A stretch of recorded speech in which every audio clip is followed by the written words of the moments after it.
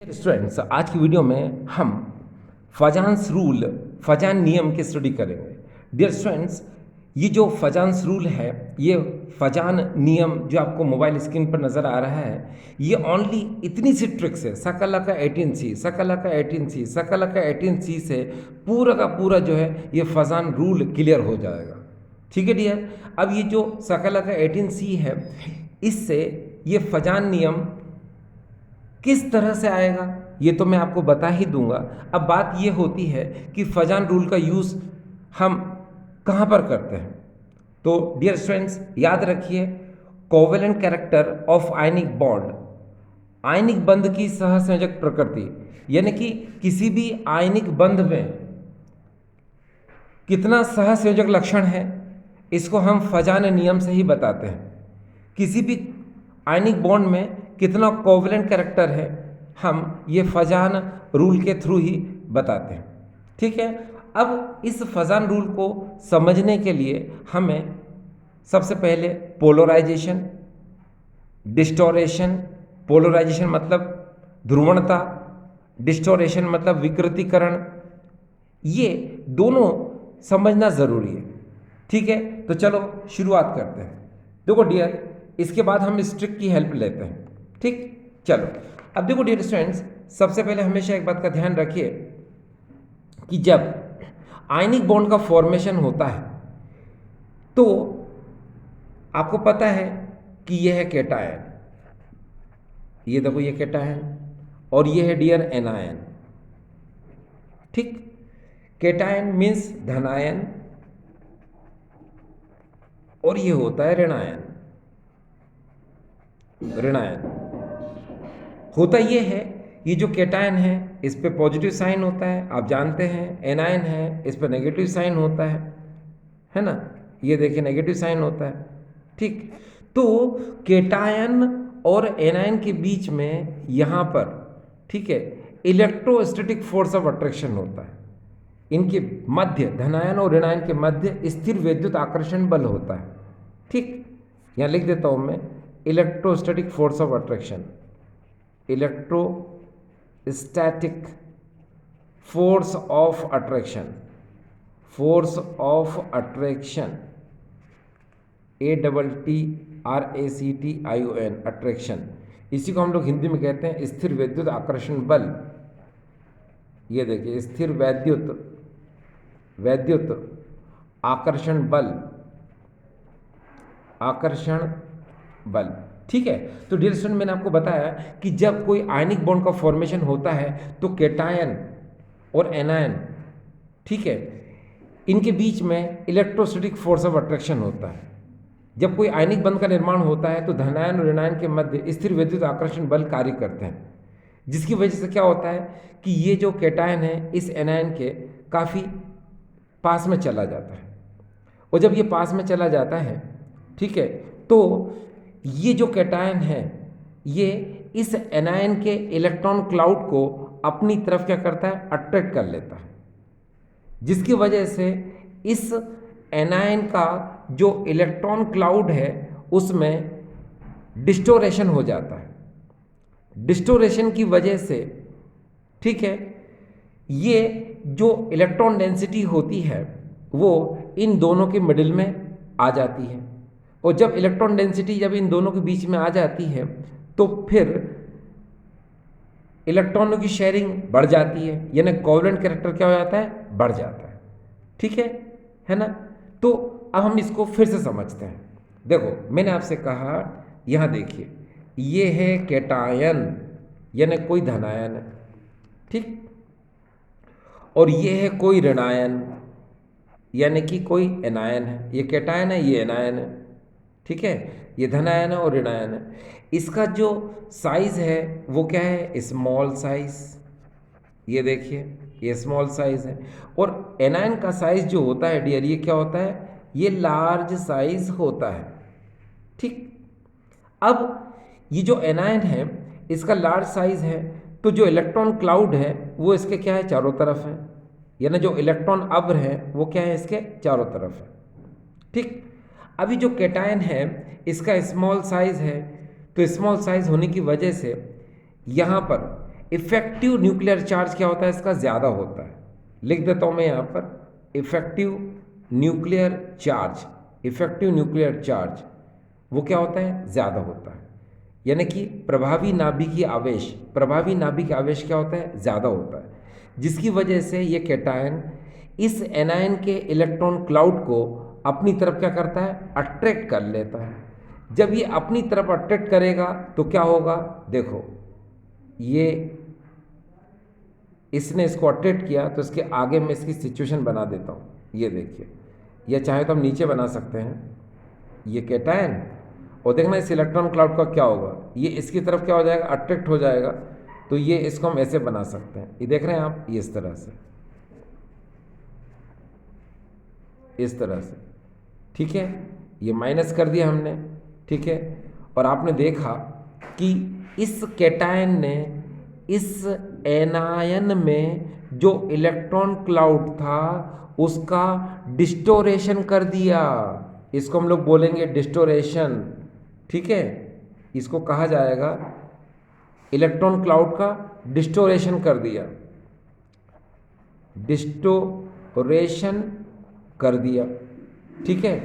Distortion करने की वजह से क्या होगा कि ये कैटायन ने इस एनायन को पोलराइज कर दिया। यानी कि डिस्टोरेशन जितना ज़्यादा होगा उसका पोलराइजेशन क्या होगा, उतना ज़्यादा होगा। तो मैंने आपसे कहा कि जब इस कैटायन ने इस एनायन का डिस्टोरेशन कर दिया, यानी कि इस कैटायन ने इस एनायन को पोलराइज कर दिया, तो इसी को हम लोग बोलते हैं क्या, पोलराइजिंग पावर। किसकी, कैटायन की पोलराइजिंग पावर, क्योंकि कैटायन ने एनायन को किया है, ठीक है। कैटायन हमेशा एनायन को ही करता है। एक बात का ध्यान रखना कि जितना छोटा साइज होगा कैटायन का और जितना बड़ा साइज होगा एनायन का, तो जितना बड़ा साइज होगा एनायन का तो ये अपने आप को जल्दी से डिस्टॉर्ट करने के लिए तैयार रहेगा, और जितना इसका छोटा साइज होगा उतनी जल्दी ये इस एनायन को डिस्टॉर्ट कर सकता है, ठीक है। इसीलिए इनमें क्या होगा, डिस्टोरेशन जल्दी हो जाता है। अब जब डिस्टोरेशन हो जाएगा तो पोलराइजिंग पावर क्या हो जाएगी, इनकी बढ़ जाती है, ठीक है। पोलराइजिंग पावर बढ़ गई मतलब भाई इसका मतलब होगा कि इनके बीच में इलेक्ट्रॉन क्लाउड जो है, ये इलेक्ट्रॉन क्लाउड जब इसके बीच में ज़्यादा आ जाएगा, यानी इलेक्ट्रॉन डेंसिटी जब ज़्यादा हो जाएगी इसके मिडिल में, और जब इलेक्ट्रॉन डेंसिटी यहाँ ज़्यादा हो गई तो देखिए यहाँ पर क्या लिख देता हूँ मैं, यहाँ लिख देता हूँ मैं, इलेक्ट्रॉन डेंसिटी क्या हो गई ज़्यादा, electron density high, electron density हो जाएगी हाई। और आपको पता है जब इलेक्ट्रॉन डेंसिटी हाई हो जाएगी तो इलेक्ट्रॉनों की शेयरिंग बढ़ जाएगी, है ना। इलेक्ट्रॉन क्या करने लग जाएंगे, ये इलेक्ट्रॉन की शेयरिंग बढ़ जाएगी। इलेक्ट्रॉन की अगर शेयरिंग बढ़ गई तो यहाँ लिख देते हैं हम, इलेक्ट्रॉन की क्या हो जाएगी, शेयरिंग बढ़ गई। और जब इलेक्ट्रॉन की शेयरिंग इंक्रीज हो जाएगी, ठीक है, तो कोवेलेंट कैरेक्टर क्या हो जाएगा, बढ़ जाएगा। तो हम कह सकते हैं इंक्रीज कोवेलेंट कैरेक्टर, यानी सीसी, कोवेलेंट कैरेक्टर, ठीक है। तो अब आपको समझ में आ गया कि आयनिक बॉन्ड में किस तरह से कोवेलेंट कैरेक्टर क्या होता है, बढ़ता है, ठीक है। यानी कि आयनिक बंध में किस तरह से सहजी लक्षण बढ़ता है ये आपने देख लिया। अब मैं थोड़ा सा इसको हिंदी में बता दूं। देखो डियर स्टूडेंट्स, फिर हम बात करेंगे उसी ट्रिक की जिसका आपको वेट इंतजार होगा। तो डियर स्टूडेंट्स देखिए क्या होता है कि ये छोटे आकार का धनायन है और ये बड़े आकार का क्या है, ऋणायन है। ये जो छोटे आकार का धनायन है, ठीक है, इसके और इसके मध्य स्थिर विद्युत आकर्षण बल होता है, ठीक है। फिर से सुनो, जब कोई धनायन और ऋण आयन एक दूसरे के संपर्क में आते हैं तो धनायन ऋणायन के मध्य स्थिर विद्युत आकर्षण बल होता है, ठीक है। यानी कि इस बल के कारण ही क्या होता है कि ये जो धन आयन है ये इस ऋण आयन के इलेक्ट्रॉन अभ्र को अपनी ओर क्या करता है, खींच लेता है। जब ये अपनी ओर इस ऋण आयन के इलेक्ट्रॉन को अपनी ओर खींच लेता है तो इसे कहा जाता है क्या, इलेक्ट्रॉन अभ्र का विकृतीकरण, ठीक है। और जब इस इलेक्ट्रॉन अभ्र का विकृतीकरण हो जाएगा तो इन दोनों के मध्य यहाँ पर इलेक्ट्रॉन घनत्व बढ़ जाएगा। इलेक्ट्रॉन घनत्व बढ़ने से इन दोनों के मध्य क्या होगा, साझेदारी बढ़ जाएगी इलेक्ट्रॉनों की। और जब इलेक्ट्रॉनों की साझेदारी बढ़ जाएगी तो हम कह सकते हैं इनमें सहसंयोजक लक्षण क्या हो जाएगा, बढ़ जाएगा। ठीक है। और हम ये भी कह सकते हैं कि धनायन द्वारा ऋणायन का क्या हो जाता है, ध्रुवणता बढ़ जाती है, क्योंकि इस धनायन ने ही इस ऋणायन को ध्रुवित किया। इस धनायन ने ही इस ऋणायन को अधिक ध्रुवित किया। तो हम कह सकते हैं कि विकृतीकरण बढ़ने पर ध्रुवणता भी क्या हो जाती है, बढ़ जाती है। ठीक है। एक बात का हमेशा ध्यान रखना कि जितना किसी भी परमाणु में धनायन का आकार, मतलब किसी भी धनायन का आकार जितना छोटा होता है उसमें इफेक्टिव न्यूक्लियर चार्ज यानी प्रभावी नाभिक के आवेश का मान क्या होता है, उतना ही ज़्यादा होता है। ठीक है। और जितना ज़्यादा प्रभावी नाभिक आवेश का मान होगा उसमें इस बड़े आकार का जो ऋणायन है इसके चारों ओर जो इलेक्ट्रॉन अभ्र होता है उसको अपनी ओर खींचने की क्षमता भी इसकी बढ़ जाएगी। तो इस धनायन की क्षमता ज़्यादा है। ठीक है। तो इसी को हम कह सकते हैं क्या, कि इसका ध्रुवण क्षमता क्या है, ज़्यादा है, क्योंकि इस धनायन की वजह से ही इस ऋणायन का इलेक्ट्रॉन अभ्र इसकी ओर खींचा जा रहा है, इसकी तरफ खिंचाव महसूस कर रहा है। तभी तो डियर ये देखिए ना क्या हो रहा है, ये इस तरह से ये विकृतीकृत हो गया। विकृतीकृत का मतलब होता है कि पहले गोलाकार था, अब ये देखो कैसा टेढ़ा मेढ़ा हो गया, यानी कि ये क्या हो गया, अंडाकार में आ गया। ठीक है। और इस धनायन और ऋणायन के मध्य यहाँ पर इलेक्ट्रॉन घनत्व बढ़ने से क्या होगा, इलेक्ट्रॉनों की साझेदारी बढ़ जाएगी। और जब इलेक्ट्रॉनों की साझेदारी बढ़ जाएगी तो हम कह सकते हैं कि अब इस आयनिक बंध में सहसंयोजक लक्षण भी क्या हो गया, बढ़ गया। ठीक है।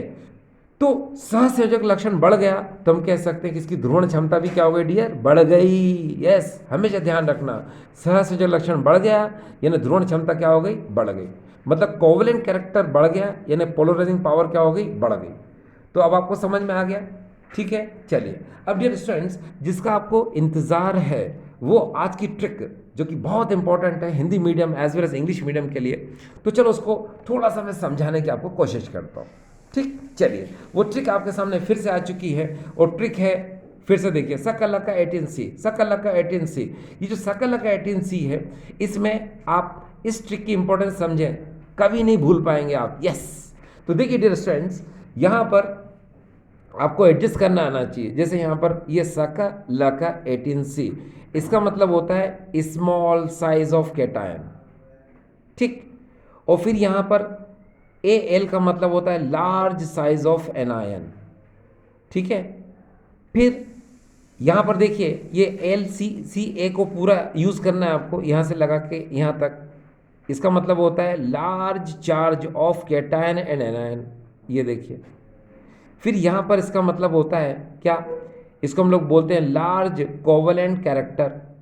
ठीक है, इन इतने का मतलब। और यहाँ पर 18C का मतलब होता है कॉन्फ़िगरेशन ऑफ कैटायन 18। इसका मतलब ये होता है कि ऐसे कैटायन जिनका आउटरमोस्ट शेल में 18 इलेक्ट्रॉन होते हैं, ठीक है, उसका कोवेलेंट कैरेक्टर क्या होता है, ज़्यादा होता है। देखिए डियर स्टूडेंट्स, फिर से देखिए, ये ट्रिक आपको समझ में आएगी और ज़रूर आएगी। देखिए ये ट्रिक है सकलका 18C। आपको करना क्या है, सकलका 18C में देखो आपको ऐसे लिखना है सकलका 18C। तो देखो यहाँ पर जो शुरू में SC है इसका मतलब होता है स्मॉल साइज ऑफ कैटायन। ठीक है, क्या हो गया, स्मॉल साइज ऑफ कैटायन, यानी कि कैटायन का जितना छोटा साइज होगा उसका कोवेलेंट कैरेक्टर उतना ही ज़्यादा होगा। दूसरा देखिए, फिर यहाँ पर जो AL है, देखो एरो इस तरफ लगा है, इसका मतलब होता है लार्ज साइज ऑफ एनायन। तो एनायन का जितना बड़ा साइज होगा उसमें कोवेलेंट कैरेक्टर क्या होगा, ज़्यादा होगा। तीसरी चीज़ देखिए, यहाँ पर LCCA पर ये अंडरलाइन है, इसका मतलब होता है large charge of cation and anion, यानी कि कैटायन पर भी लार्ज चार्ज है और एनायन पर भी लार्ज चार्ज है, तो भी उसमें कोवेलेंट कैरेक्टर क्या होगा, ज़्यादा होगा। और आखिर में देखिए क्या, कि किसी भी कैटायन का जब हम कॉन्फ़िगरेशन करते हैं, configuration of cation, configuration of cation, किसी भी कैटायन का जब हम कॉन्फ़िगरेशन करते हैं तो उसमें अगर 18 इलेक्ट्रॉन है तो याद रखना उसमें भी लार्ज कोवेलेंट कैरेक्टर होगा। तो अब आपको आइडिया लग गया कि लार्ज कोवलेंट कैरेक्टर किन किन बातों पर डिपेंड करता है। सबसे पहले small size of cation, large size of anion, large charge of cation and anion and configuration of cation 18। तो डियर देखो, आपको समझ में आ गया कि ये सकल का 18C का मतलब क्या होता है। ठीक है, अब जो इसके कैरेक्टर्स हैं उनको आप यहाँ पर एक बार फिर से समझ सकते हैं। देखिए यहाँ पर साइज ऑफ कैटायन, अगर हम यहाँ पर धनायन के आकार की बात करें तो देखिए धनायन का आकार जितना ज़्यादा छोटा होगा, यानी कैटायन का साइज जितना ज़्यादा स्मॉलर होगा, उसमें कोवलेंट कैरेक्टर उतना ही ज़्यादा होगा, उसमें सहसंयोजी लक्षण उतना ही ज़्यादा होगा। अब आप देखिए यहाँ पर RB से ली की तरफ, यानी अगर आप इधर जाते हैं, यानी इधर से इधर जाते हैं, आप इस तरफ जाते हैं, तो उसका साइज़ क्या हो रहा है, इधर ये डिक्रीज हो रहा है, यानी कैटायन का साइज़ क्या हो रहा है, डिक्रीज हो रहा है। तो इसी तरफ क्या होगा, इसका कोवलेंट कैरेक्टर क्या होगा, बढ़ेगा। ठीक है, इसी तरफ इसकी पोलराइजेशन पावर क्या होगी, बढ़ेगी। इसी तरफ इसकी ध्रुवण क्षमता बढ़ेगी और सहसंयोजक लक्षण बढ़ेगा। ठीक, चलो हम आगे चलते हैं। अगर हम साइज ऑफ एनायन की बात करते हैं तो आपको पता है इस तरफ से इस तरफ, यानी कि लेफ्ट से राइट की तरफ जाएंगे हम, तो इधर देखो एनायन का साइज बढ़ रहा है, तो इसी तरफ क्या होगा, कोवलेंट कैरेक्टर क्या होगा, बढ़ेगा। ठीक, आगे देखिए अगर हम यहाँ पर चार्ज ऑफ कैटायन की बात करते हैं, ये देखिए Na positive, Mg2 positive, L3 positive, तो यहाँ पर L3 पॉजिटिव का चार्ज ज़्यादा है, तो उसमें कोवलेंट कैरेक्टर क्या होगा, इन दोनों से ज़्यादा होगा। ठीक है, चार्ज ऑफ एनायन की बात करें हम, तो इधर देखिए ये चार्ज ऑफ एनायन ये भी बढ़ रहा है, या -1 या -2 या -3। ठीक है, तो चार्ज एनायन का बढ़ रहा है, तो इस तरफ क्या होगा, कोवलेंट कैरेक्टर भी इस तरफ क्या होगा, बढ़ेगा। ठीक है, जैसे इधर बढ़ा था ना कैटायन में देखो चार्ज बढ़ रहा है इस तरफ, तो कोवलेंट कैरेक्टर भी इसी तरफ बढ़ेगा। एनायन में भी चार्ज इस तरफ बढ़ रहा है, तो कोवलेंट कैरेक्टर भी इस तरफ बढ़ेगा। ठीक है, चलिए अब आगे देखिए pseudo inert configuration of cation. धनायन का आभासी अक्रिय विन्यास वो ये होता है NH2 NP6 ND10, मतलब ऐसे कैटायन, ठीक है, जिनके आउटर मोस्ट शेल में ये कॉन्फ़िगरेशन हो NH2 NP6 ND10।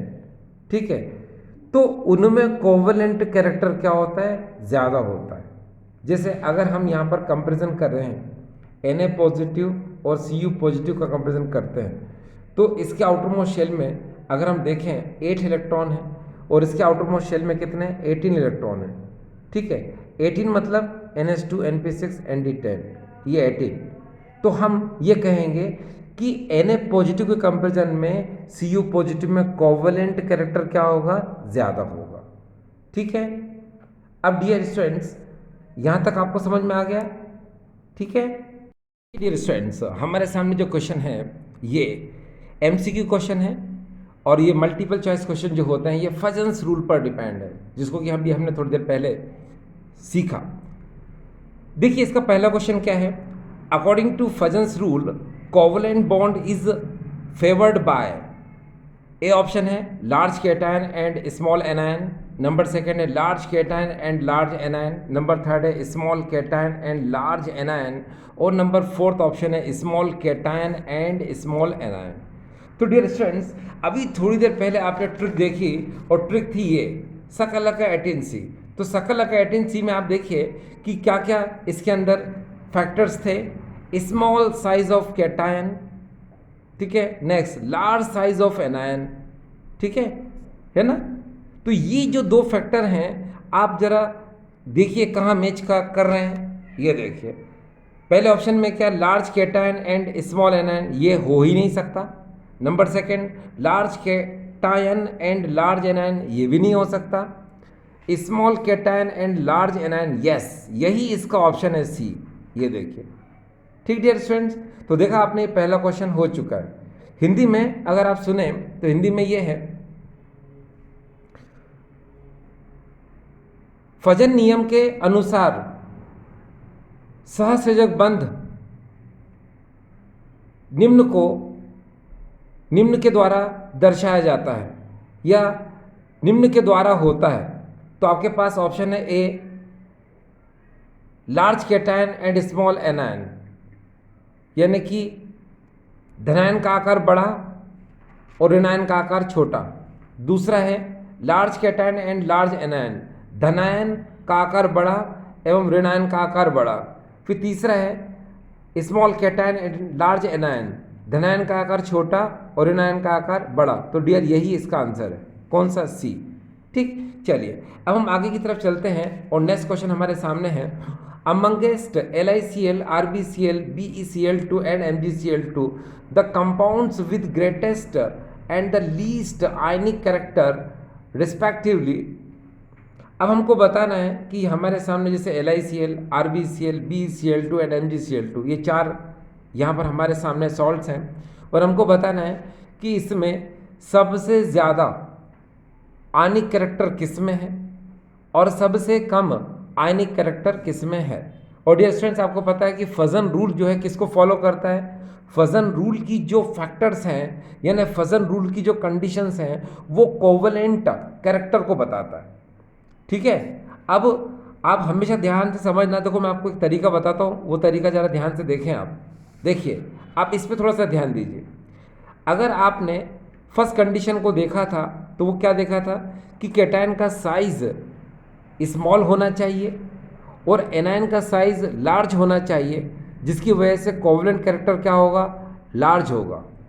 ठीक है, यानी कि धनायन का आकार छोटा होना चाहिए, ऋणायन का आकार बड़ा होना चाहिए। अगर ऐसा होता है तो उसमें सहसंयोजक लक्षण क्या होता है? ज़्यादा होता है। और हाँ, अगर आप इसका उल्टा कर दो, उल्टा से मतलब कैसे कि कैटायन का साइज बड़ा कर दो और एनायन का साइज क्या कर दो? छोटा कर दो, तो याद ना डियर, यस, आयनिक कैरेक्टर क्या हो जाएगा? उसमें ज़्यादा हो जाएगा, कोवलेंट कैरेक्टर क्या हो जाएगा? कम हो जाएगा। तो देखिए यहाँ पर ये पॉइंट्स आपके लिए बहुत इंपॉर्टेंट है। According to Fajans rule, largest cation and smaller anion form ionic bond, ये वाला पॉइंट।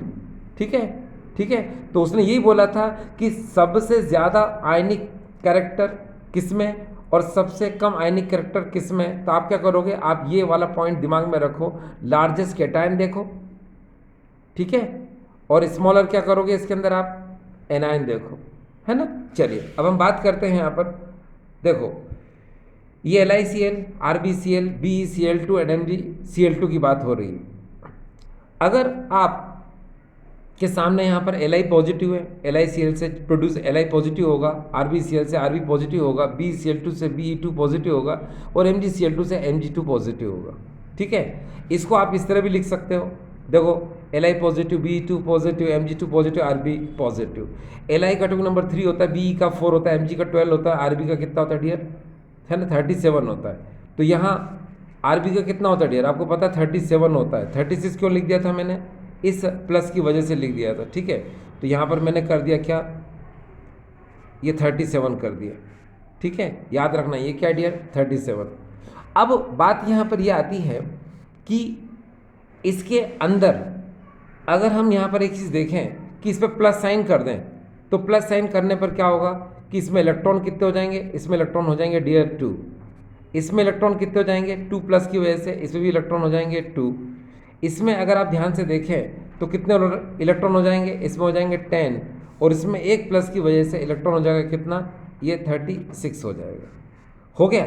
अब आप ज़रा एक बात को ज़रा ध्यान से देखें स्टूडेंट्स, आप लोग बहुत अच्छे से जानते हैं यहाँ पर कि जब किसी एटम के आउटर मोस्ट शेल में सिमिलर इलेक्ट्रॉन हो, देखो इसके पास भी 2 इलेक्ट्रॉन है ना, और इसके पास भी 2 इलेक्ट्रॉन है, मगर आपको पता होना चाहिए कि बेरिलियम में नंबर ऑफ प्रोटॉन क्या है? ज़्यादा है। किसके कंपैरिजन में? लिथियम के कंपैरिजन में। तो बेरिलियम का साइज जो है लिथियम के कंपैरिजन में क्या होगा?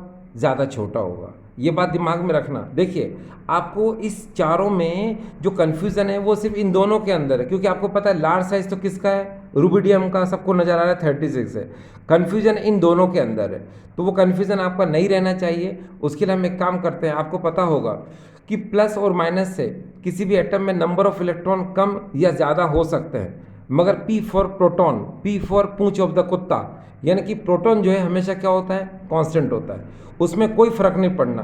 प्रोटॉन कितने होते हैं, जितना इसका एटॉमिक नंबर है उतने ही प्रोटॉन होते हैं। और आपको पता है कि इसमें इलेक्ट्रॉन 2 हैं, इसमें प्रोटॉन कितने, 3, मगर इसमें इलेक्ट्रॉन 2 है, इसमें प्रोटॉन कितने, 4। बिकॉज बेरिलियम में नंबर ऑफ प्रोटॉन क्या है, ज़्यादा है देन कंपेयर टू लिथियम। इसलिए याद रखिए कि बेरिलियम का साइज सबसे स्मॉलर होगा, यानी बेरिलियम का साइज क्या होगा, सबसे स्मॉल। स्मॉल साइज किसका होगा, बेरिलियम का।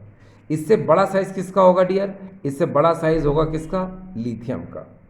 ठीक है, यानी बेरिलियम के कंपैरिजन में यहाँ पर Li का साइज क्या होगा, लार्ज होगा। याद रखना यहाँ पर BeLi वाली बात नहीं है, बात यहाँ पर मालूम है ये 2+ और सिंगल प्लस, इसके अकॉर्डिंग बोल रहा हूँ मैं।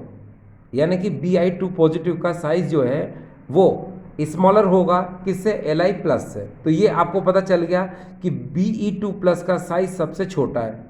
अच्छा, और सबसे बड़ा साइज किसका है, सबसे बड़ा साइज है Rb का। तो यहाँ से आपको पता चल गया क्या, कि बिकॉज इसका सबसे छोटा साइज है तो उसमें कोवलेंट कैरेक्टर ज़्यादा होगा। अब कोवलेंट कैरेक्टर ज़्यादा होगा, और आपको पता है कोवलेंट कैरेक्टर का इन्वर्सली प्रोपोर्शन होता है क्या, आयनिक कैरेक्टर। तो इसके अंदर Be2+ के अंदर आयनिक कैरेक्टर क्या होगा, सबसे कम होगा। डियर एक बात हमेशा ध्यान रखिए, देखिए कोवलेंट कैरेक्टर इन्वर्सली प्रोपोर्शन होता है किसके, आयनिक कैरेक्टर के। यानी जितना ज़्यादा कोवलेंट कैरेक्टर होगा उसमें आयनिक कैरेक्टर क्या होगा, उतना ही कम होगा। अब मैं आपसे कह रहा हूँ इसमें कोवलेंट कैरेक्टर जो है सबसे ज़्यादा है ना, इसका मतलब इसमें आयनिक कैरेक्टर क्या है, सबसे कम है। तो आयनिक कैरेक्टर इन सब में कम किस में है, आंसर आता है BeCl2 में। अच्छा, अब आयनिक कैरेक्टर सबसे ज़्यादा किस में है, तो आंसर आता है RbCl में। ठीक है, तो इन चारों ऑप्शन में से आंसर क्या आया, इसका आंसर आएगा डियर क्या, बी। ये देखिए बी आंसर आया। ठीक है, आपने क्वेश्चन कर लिया, आई होप आपको ये समझ में आया होगा। ठीक डियर स्टूडेंट्स, चलिए हम नेक्स्ट क्वेश्चन की तरफ चलते हैं। और नेक्स्ट क्वेश्चन हमारे सामने है, ये देखिए, ये थर्ड क्वेश्चन है आज का हमारा। यहाँ पर देखिए, ये क्वेश्चन कुछ इस तरह से है, which of the following has a high polarising power. अब आप देखिए आपके सामने यहाँ पर कैटायन प्रेजेंट है, ठीक है, और ये जो कैटायन आपके सामने प्रेजेंट है इसमें आपको बताना है कि पोलराइजिंग पावर सबसे ज़्यादा किस में है।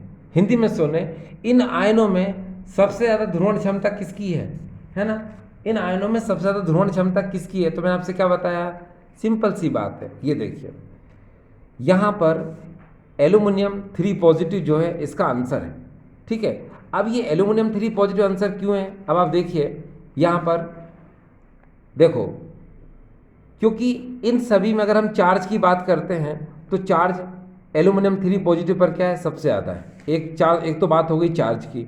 दूसरी बात अगर आप ध्यान से समझें, इसमें साइज अगर सबसे छोटा किसका है तो आंसर आएगा डियर किसका, इसका, किसका, एल्यूमिनियम 3+ का। यानी कैटायन का साइज इसका स्मॉलर सबसे इसका ही है, इसलिए पोलराइजिंग पावर किसकी ज़्यादा होगी, एल्यूमिनियम 3+ की। अब आपके दिमाग में चल रहा होगा कैसे, तो सुनो, आपको पता है ये जो तीनों एग्जाम्पल है ये आइसो इलेक्ट्रॉनिक आयंस के एग्जाम्पल हैं, यानी कि इन तीनों के अंदर नंबर ऑफ इलेक्ट्रॉन कितने हैं, 10 10 10। देखो इसमें भी 10 इलेक्ट्रॉन है, इसमें भी 10 इलेक्ट्रॉन है, और इसमें भी 10 इलेक्ट्रॉन है। ठीक है, यहाँ पर नंबर ऑफ प्रोटॉन की बात करेंगे हम तो डियर कितना 11 है, इसमें कितना 13 है, और इसमें कितना डियर, इसमें आपको पता है ये 12 है। ठीक है, और इसका साइज तो नेचुरली बड़ा ही होगा, क्योंकि इसमें देखो Ca का कितना होता है, 20 होता है। ठीक है, 2 इलेक्ट्रॉन चलेगा तो 18 है ना, तो इलेक्ट्रॉन इसमें 18 और प्रोटॉन कितने होंगे इसमें 20। तो उसका तो मतलब ही नहीं कि उसका साइज बड़ा है, किसका, इस कैटायन का। और हमको पोलराइजिंग पावर बताना है, और पोलराइजिंग पावर में हमको स्मॉल साइज बताना है, तो आंसर इन तीनों में से होगा। अब इन तीनों में से किस में, तो जरा देखो सब में इलेक्ट्रॉन क्या है, सिमिलर है, मगर प्रोटॉन ज़्यादा किस में, एल्यूमिनियम 3+ में, इसलिए इसका आंसर क्या होगा, ये। ठीक डियर स्टूडेंट्स, चलिए हम आज का आखिरी क्वेश्चन ले रहे हैं। ठीक है, maximum covalent character is associated with the compound. इन चारों में सबसे ज़्यादा कोवलेंट कैरेक्टर किस में है। ठीक है, इन चारों MCQ में से है ना, सबसे ज़्यादा सहसंयोजक लक्षण कौन दर्शाता है। तो जरा देखिए NaI को हम क्या लिख सकते हैं, अगर आप सोचो Na को क्या लिख सकते हो, इसको लिख सकते हो आप Na plus and I negative. इसको क्या लिख सकते हो डियर, Mg2 पॉजिटिव और 2I नेगेटिव लिख सकते हो। इसको क्या लिख सकते हो, देखो यहाँ पर AlCl3 है तो इसको लिख सकते हैं हम L3 पॉजिटिव और 3Cl नेगेटिव। इसको क्या लिख सकते हैं, Al3 positive and 3I negative. ठीक है, तो यहाँ पर अगर आप ध्यान से देखें, ये देखो यहाँ पर Na है, यहाँ पर Mg है, यहाँ पर Al है और यहाँ पर भी Al है। अगर हम यहाँ पर ध्यान से देखना प्लीज़, ये क्वेश्चन काफ़ी इंपॉर्टेंट है। Na पॉजिटिव, Mg2 पॉजिटिव और एल्यूमिनियम 3 पॉजिटिव। अभी इससे पहले हमने जो क्वेश्चन किया सॉल्व बिल्कुल उसी स्टाइल में, तो इन तीनों में अगर हम देखें सबसे स्मॉलर साइज किसका है, इसका। तो कैटायन क्या हुआ इसके अंदर, स्मॉलर हो गया, ये स्मॉलर कैटायन हो गया। ठीक है, स्मॉल क्या हो गया इसके अंदर डियर, ये कैटायन हो गया। ठीक, अब अगर हम एनायन की बात करते हैं तो नेचुरल है क्या कि सबसे लार्ज एनायन किस में होगा, इसमें होगा, क्योंकि I नेगेटिव है यहाँ पर। ठीक है ना। तो यही एक क्वेश्चन है, कैसा है कि जिसके अंदर दोनों कंडीशन क्या हो रही हैं, ओबे हो रही हैं। कौन कौन सी, smaller cation and large anion. इसलिए सबसे ज़्यादा कोवलेंट कैरेक्टर किस में होगा डियर, AlI3 में होगा। ठीक dear students, I hope dear students आज का वीडियो आपको समझ में आया होगा। ठीक है, थैंक यू।